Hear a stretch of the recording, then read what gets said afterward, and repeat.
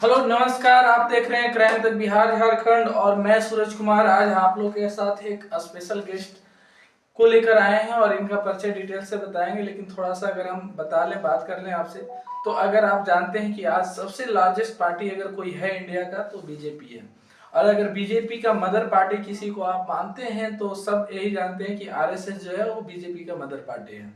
और आरएसएस पे जैसा कि विपक्षी का हमला रहता है, कोई हिंदू आतंकवाद कहता है और कोई कहता है कि नहीं आरएसएस बहुत ही अच्छा है। जब देश में बहुत आर्थिक स्थिति इधर उधर होता है या किसी भी तरह का कोई एक्टिविटी होता है तो उसमें से आरएसएस सबसे प्रखर रूप से आगे आता है। हमारे साथ जो भैया हैं आरएसएस के पूरे जो कोर्स और जो भी ट्रेनिंग होता है उसे कंप्लीट किए हैं। यहाँ तक कि कानपुर में जो 3 ईयर का कोर्स होता है नागपुर में 3 ईयर का जो कोर्स होता है उसे भी कंप्लीट किए हैं। बाकी डिटेल हम लेते हैं। तो नमस्कार भैया, आपको हमारे चैनल पर स्वागत है। और सबसे बड़ी बात यह है कि आप आरएसएस से जुड़े हुए हैं और आरएसएस वैसी पार्टी है जो हमारे देश में काफी विवादित रहती है। साइलेंट होकर आप वर्क करते हैं, लेकिन जब बीजेपी हमला होता है किसी भी विपक्षी पार्टी पे तो उस पे हमला करने का आरएसएस पे जोरदार मतलब तरीका अपनाया जाता है कि आरएसएस का ही आपको बी पार्टी माना जाता है। आरएसएस के आपका वो मान सकते हैं कि आरएसएस से ही आप लोग निकले हैं, ऐसा क्या सच्चाई है? सबसे पहले आपको बहुत बहुत धन्यवाद सूरज जी। जी, लोकतंत्र के चौथे स्तंभ को सुशोभित करने का काम आप कर रहे हैं जी, इसके लिए बहुत बहुत धन्यवाद आपको। बहुत ही अच्छा प्रयास है आपका। जी, अपने संघ के बारे में जानने के लिए, अपने दर्शकों को बताने के लिए जी, हमारे पास आए। जी, पहला मैं आपके विषय में करेक्शन करना चाहता हूँ। जी, आपने जो कहा कि पार्टी जी, विश्व की सबसे बड़ी पार्टी जी, राष्ट्रीय स्वयंसेवक संघ जी।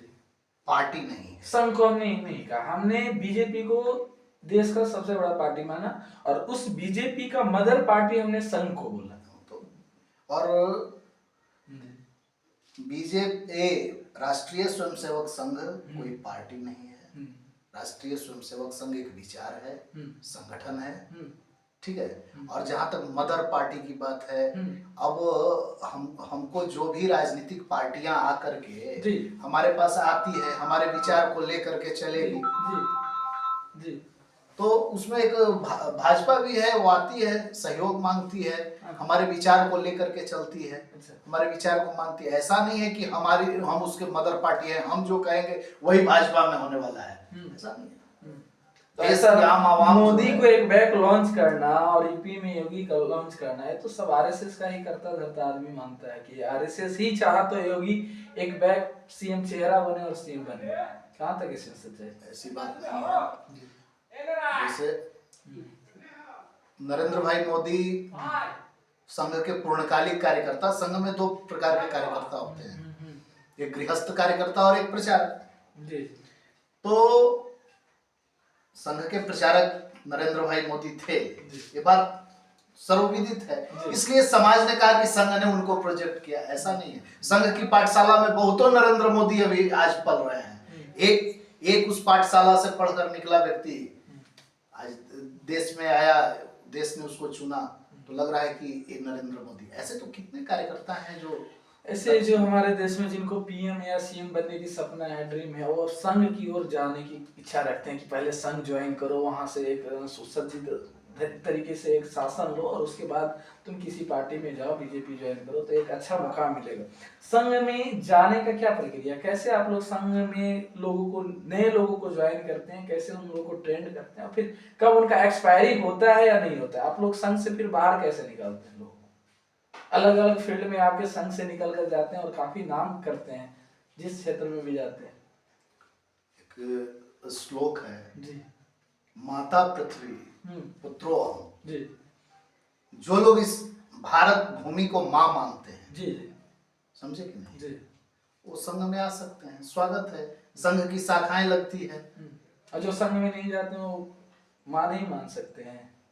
मैंने वो नहीं कहा। अच्छा। मैंने कहा कि जो मानते हैं अच्छा भारत भूमि हमारी माँ है, आ सकते हैं, सबको स्वागत, सबका स्वागत। उसमें कास्टिज्म या धर्म कुछ नहीं। ये कास्टिज्म की बात संघ में है ही नहीं। इसका उदाहरण आप महात्मा गांधी से ले सकते हैं। संघ की स्थापना 1925 में हुई, 1930 में वर्धा में शिविर लगा था जी।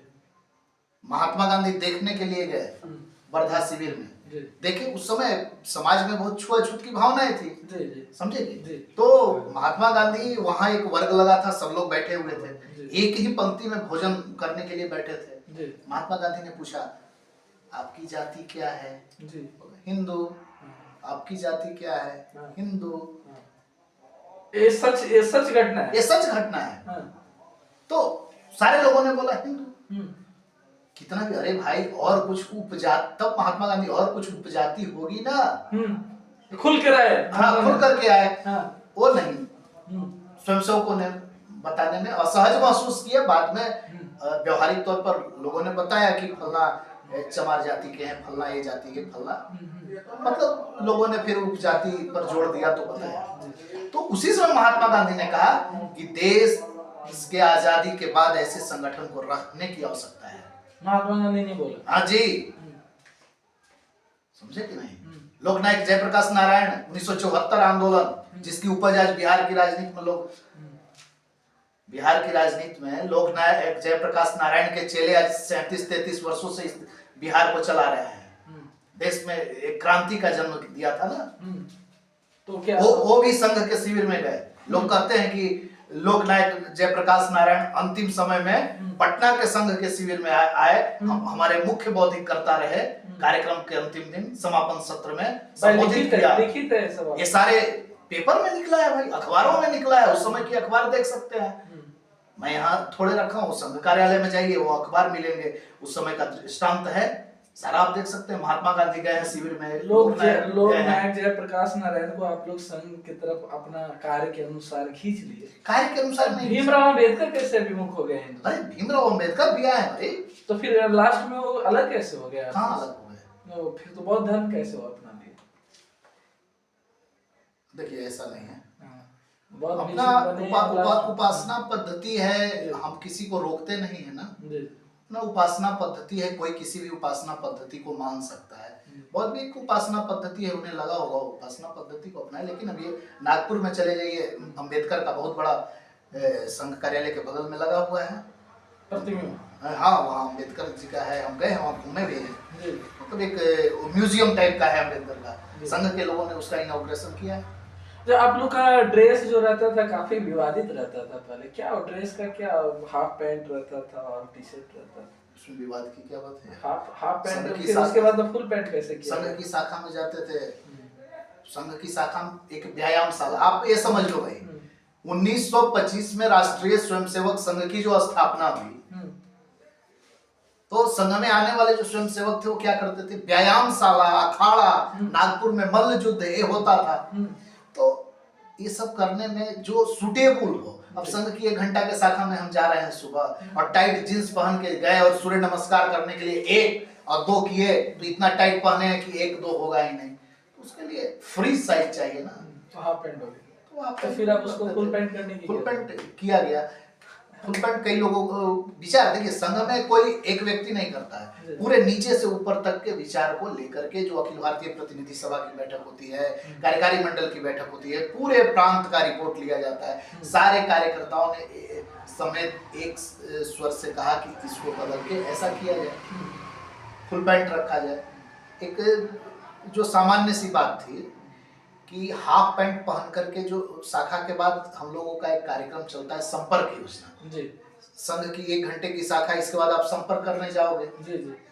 तो संपर्क करने किसी घर में गए, नए घर में, तो नए घर में गए तो महिलाएं भी रहती हैं, हाफ पैंट में जाने थोड़ा सा एज ज्यादा है, थोड़ा सा असहज टाइप का लगता भी था, तो इसलिए संघ ने उसको कहा कि फुल पैंट कर दिया जाए, आरामदायक। एक कहानी, ठंडा का समय है, अब हाफ पैंट में जाते थे हम लोग, ठंडा भी तो लगता था, पूरा तेल लगाना पड़ता था नीचे यहाँ से यहाँ तक। फुल पैंट में अब ठंडे में जाएंगे हम लोग 1 घंटा। एक कहानी हम सुने हैं और काफी प्रचलित है, शायद आपके भी ध्यान में हो।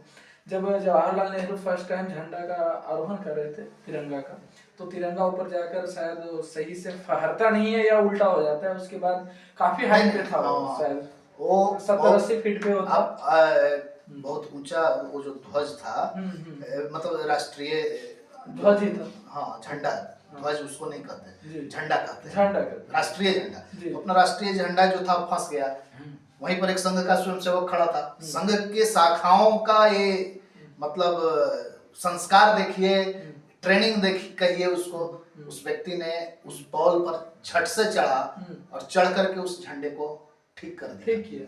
तब तक किसी को नहीं पता था कि वो संघ का है। हाँ। समझे जी। बात में पूछा तो बताया संघ का। ऐसी एक ही घटना नहीं है। जी जी। संघ के स्वयंसेवकों ने एक काबाइली जब हमला हुआ था, कब हुआ था है पता? जब देश आजाद हुआ था और पाकिस्तान ने भारत पर आक्रमण कर दिया कश्मीर वाले पार्ट पर, और उस समय राजा हरि सिंह वहां के राजा थे। भारत में उसका विलय नहीं हो पाया था, आपको पता होगा। सरदार वल्लभ भाई पटेल विशेष प्लेन से जाते हैं जम्मू एंड कश्मीर और जाकर के वहां क्या करते हैं, विलय पत्र पर सिग्नेचर करते हैं। हुआ कि तब इतना जल्दी भारतीय सेना कैसे यहाँ आकर के इस पर आक्रमण करेगी? जब आप विलय के लिए तैयार हो जाएंगे तो आपकी सेना आ जाएगी।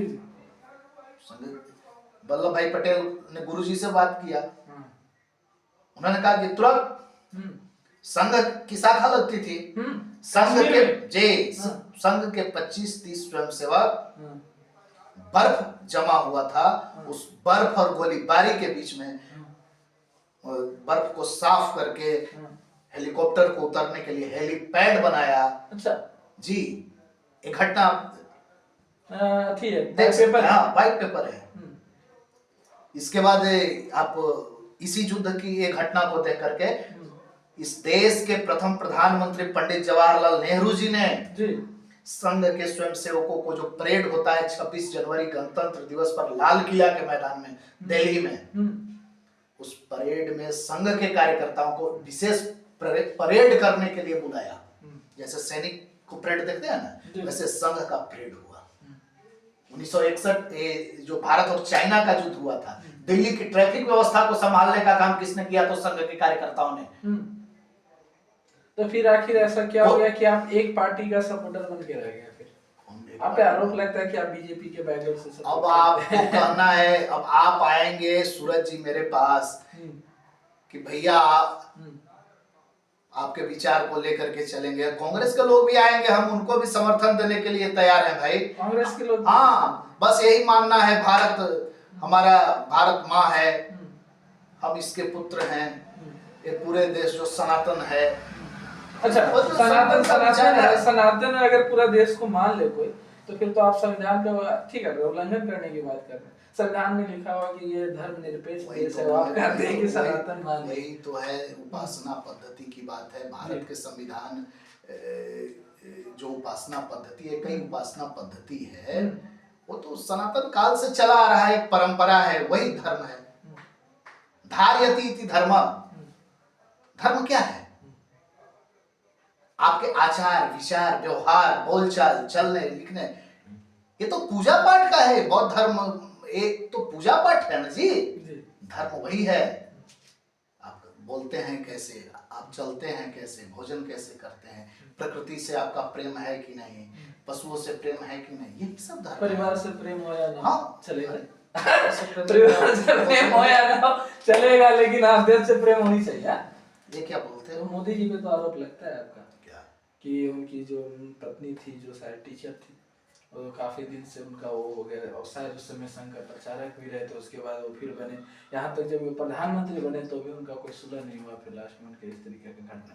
ये सब कोई बात नहीं, उनकी बचपन में शादी हो गई थी, 7-8 साल में, बच्चा नादान। तो जब संघ में गए तो फिर तो संघ में किसी को पता नहीं था, वो बहुत पहले की बात है। अब 7-8 साल के बच्चे को बाल विवाह, ऐसे ही उनका परिवार दोषी हो गया भाई। 7-8 साल के बच्चे को बाल विवाह कर दिया, उसको क्या पता है कि ये मोदी जी को बचाने की कोशिश तो नहीं कर रहे हैं, गुड़िया है ऐसी नहीं। मोदी जी को बचाने की आपको बार-बार आपको विपक्ष आप पे हमला करता है कि अगर ऐसे स्वाभाविक, इसको आप सोच लीजिए, 7-8 साल में बच्चे को शादी कर दी, उसको क्या पता है कि क्या है पत्नी, क्या होती है क्या नहीं होती है। इसलिए इन बातों का कोई बहुत ज्यादा महत्व नहीं है।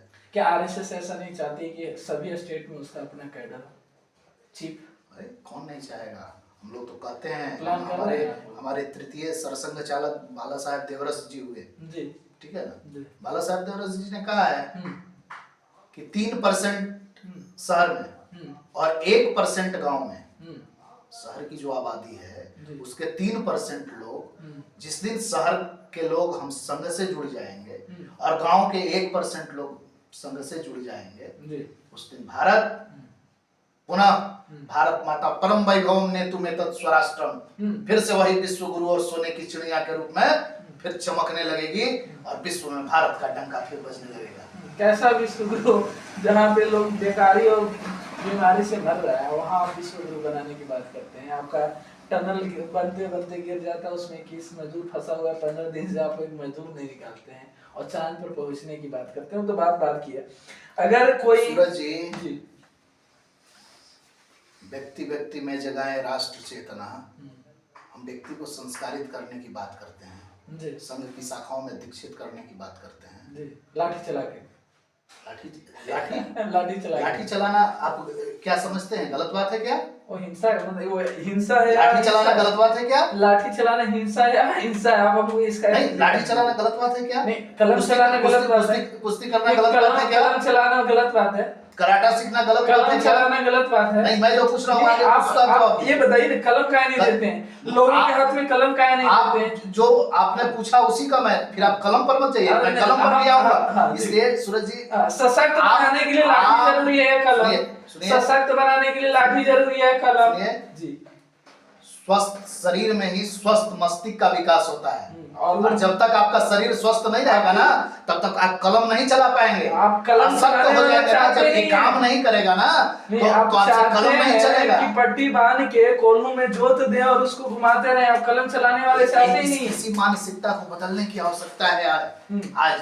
और सबको हाथ में लाठी दे कलम की जगह। हमारे बाबा साहब कहते हैं कि एक ही शक्ति है कलम, और आप कहते हैं कि एक ही शक्ति है डंडा। ऐसी बात नहीं है। क्या संघ के लोग कलम नहीं चलाते हैं? लेकिन आप एक बात मान लीजिए, इसको पत्रकार हैं इसलिए इसको समझने का प्रयास कीजिए। आप लोकतंत्र के चौथे स्तंभ है, मैंने आपको बताया, समझाइए, हम तो लोगों की बात इसलिए मैं आपको बता रहा हूँ कि स्वस्थ शरीर में ही स्वस्थ मस्तिष्क का विकास होता है।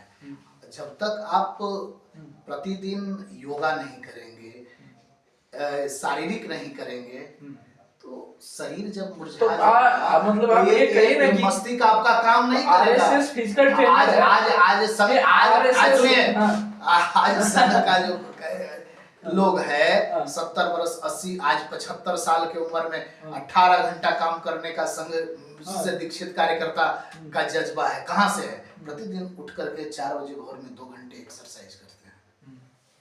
आप इसको डंडा चलाना मत कहिए। आप कबड्डी खेलते हो यार, आप पत्रकार हो, आप बताओ मुझे, कबड्डी खेलते हो? आप तो कहते हो कि खेल है, ठीक है। कबड्डी का अर्थ क्या है? कहां से उत्पत्ति? आप हमारी बातों को घुमा रहे हैं सर। हमारे एक घुमा नहीं है, सिंपल सा क्वेश्चन आपको मेरा एक आपके दर्शकों को मैं बता रहा हूँ, इसको जीरा में मत लीजिए, इसको ज्ञान की बातें हैं, इसको समझिए। जी। कबड्डी क्या है? कबड्डी का कोबद्धि, जब एक खिलाड़ी दूसरे पाले में जाता है, कहता है कोबद्धि, इससे एक संस्कार व्यक्ति के मन पर पड़ता है, बच्चे के मन पर पड़ता है। वो चुनौती दे रहा है दूसरे प्रतिस्पर्धी को, कौन है तुम में जो हमको बद्ध कर सकता है, आ जाओ। साहस की भावना, क्या इससे कौन सा गुण उसके खेल में विकसित हुआ? साहस की भावना, समझे? प्रतिस्पर्धी के पाले में घुस करके चुनौती देना और फिर वहां से निकल करके आ जाना, इतनी स्फूर्ति होती है। तो ये सारे गुण जो है खेल के माध्यम से आता है। वीरव्रती बनता है, सैनिक को ट्रेनिंग दिया जाता है तो वो माने सेना के लोग लिखा पढ़ी ना करत, खाली गोली चलावा हाथ। एसपी साहब खाली ट्रेनिंग हुआ था, कलमिया ना चलाओ थी। इसलिए इन बातों पर जोर ना दिया। हाँ, लोगों की एक क्वेश्चन है, सिंपल सा क्वेश्चन है सर, कि विकास करने के लिए संघ, अगर विकास संघ है क्या? संघ गरीबों का उन्मूलन कराता है या एक फौज तैयार करता है? अगर उन्मूलन कराता है, विकास कराने की बात संघ करता है, तो कितने गरीबों को कलम देता है, कितने गरीबों को स्कूल में ले जाकर पढ़ाता है? संघ द्वारा शायद स्कूल भी चलता है आप लोग का। देखिए 1925 में राष्ट्रीय स्वयंसेवक संघ की स्थापना हुई। राष्ट्रीय स्वयंसेवक संघ ने ठाना कि हम जो हैं जी केवल एक ही काम करेंगे, संघ की शाखा को लगाएंगे। ठीक है, कार्यकर्ताओं को प्रशिक्षित करेंगे, संघ संस्कारों से दीक्षित करेंगे, प्रतिदिन पंचुअलिटी से लोग आएंगे। संघ बस वही काम करेगा, संघ इसके अतिरिक्त ये संघ ने माना। लेकिन संघ के कार्यकर्ता वैसा समाज के बीच का कोई भी काम नहीं होगा जिसको अपने हाथ में लेने से हिचकिचाएगा। ठीक है जी। 10 संघ की शाखा में जो आएगा उसके बाद एक गीत गाते हैं, 10 दिशाओं में जाओ दल बादल से छा जाओ, उमड़ घुमड़ कर नंदन वन सा सरसाओ। ठीक है, तो संघ विचार इसके बाद, तो शाखा से दीक्षित होने के बाद संघ से निकलने वाले कार्यकर्ता क्या किए, एक कार्यकर्ता के मन में आया मैं क्यों ना छात्रों के बीच में एक संगठन खड़ा करूं। संघ से निकल करके एक कार्यकर्ता ने छात्रों के बीच में अखिल भारतीय विद्यार्थी परिषद एबीवीपी की स्थापना की। आज विश्व का सबसे बड़ा छात्र संगठन अगर कोई है जिसका कैडर है, अखिल भारतीय विद्यार्थी परिषद। ठीक है जी। मजदूरों के बीच में मजदूरों की समस्याओं के निराकरण के लिए संघ काम नहीं करेगा, संघ केवल शाखा लगाएगा, मैंने बोल दिया। उसके लिए क्या है, भारतीय मजदूर संघ, संघ के कार्यकर्ताओं ने किस संगठन का बनाया, भारतीय मजदूर संघ। आज विश्व का सबसे बड़ा मजदूरों का कोई संगठन है तो भारतीय मजदूर संघ। उठा करके विकिपीडिया और गूगल को खोल करके आप देख लो। धार्मिक संस्थानों के बीच में चारों मठों को एकजुट करने का जो काम किया वो विश्व हिंदू परिषद ने किया। ये भी संघ का भाग है जी। आप सेवा चपाटी पाल रखे हैं, वो पाल चेले चपाटी की बात नहीं है। संघ के संस्कारों से दीक्षित होने वाले कार्यकर्ताओं के भावना में समाज के दीन दुखी अभावग्रस्त लोगों के बीच काम करने के लिए संघ का भाव लेकर के हमारे कार्यकर्ता सेवा भारती के रूप में सेवा का प्रकल्प चलाते हैं। कई प्रकल्प, सेवा भारती भी विश्व का सबसे बड़ा संगठन है, आप देख सकते हैं, आप पता कर लीजिए। बनवासी क्षेत्र में आप चले जाइए, बनवासी कल्याण आश्रम काम कर रही है। आप सरस्वती शिशु मंदिर के रूप में आज विश्व में विद्या भारती संस्थान पूरे भारत में फैली हुई है। उसमें गरीब बच्चा पढ़ता है सर फ्री में। अब उसके संगठन से पूछोगे ना, पैसा लेता है, पैसा वहीं जाकर के देखोगे ना, नहीं आप पता करोगे, बता रहे तो आपको तो संघ के कार्यकर्ता ये काम कर रहे हैं। ठीक ना, इसलिए समाज का आज के डेट में कोई भी क्षेत्र ऐसा नहीं है जहां संघ के कार्यकर्ता एक प्रकल्प चला करके कार्य कर रहे हैं। वो हमारे परम पूज्य सरसंघ चालक कृषि सुदर्शन जी हुआ करते थे, अभी परम पूज्य मोहन राव जी भागवत हैं। इनके पूर्व हम एक बार बात हो रही थी, उन्होंने कहा कि संघ कुछ नहीं करेगा। एक बार विषय आया, यही आपने जो प्रश्न किया था यही प्रश्न उनसे किया। उन्होंने कहा कि हाँ, पत्रकारों ने किया, उन्होंने कहा कि हाँ संघ कुछ नहीं करेगा, संघ केवल एक काम करेगा, संघ की शाखा को लगाएगा, लेकिन संघ का स्वयंसेवक कोई भी काम को छोड़ेगा नहीं। तो संघ में और कैडर नहीं तो, लेकिन इसलिए उसकी जानकारी अब हमारे कार्यकर्ता कहाँ क्या सेवा प्रकल्प चला रहे हैं उसकी जानकारी सरसंघ चालक जी को थोड़े है, मुझे थोड़े है, लेकिन समाज भाव से समाज के अभावग्रस्त लोगों के बीच में काम कर रहे हैं अपने संसाधनों से, और सरकार का संसाधन से, अपने प्रेरणा से। अपने संघ के अंदर आप रहे हैं सब बहुत दिन, संघ में ऐसा कोई एक्टिविटी होता है जिससे राजनीतिक तौर पे भी उन लोगों को मजबूत किया जाए, कैडर को संघ के अंदर में कोई ऐसा एक्टिविटी किया जाता है या कराया जाता है जिससे उनका जो कैडर चल रहा है वो कैडर भी राजनीतिक तौर पे मजबूत हो? राजनीतिक तौर पर मजबूत होने की क्या बात है, मैं आपके विषय को नहीं समझ रहा हूँ। मैं संघ के अंदर ऐसा कोई ट्रेनिंग होता है जिससे लोग को ऐसा लगे कि हम भी राजनीति में जा सकते हैं? संघ एक सामाजिक और सामाजिक और सांस्कृतिक संगठन है जी। आप कहते हैं कि सामाजिक और सांस्कृतिक है, बाकी तो लोग आप आरोप हिंदू आतंकवाद कहने दो ना यार। अब लोग जिसको जो लगाना है, किसी को रोका थोड़े है जी।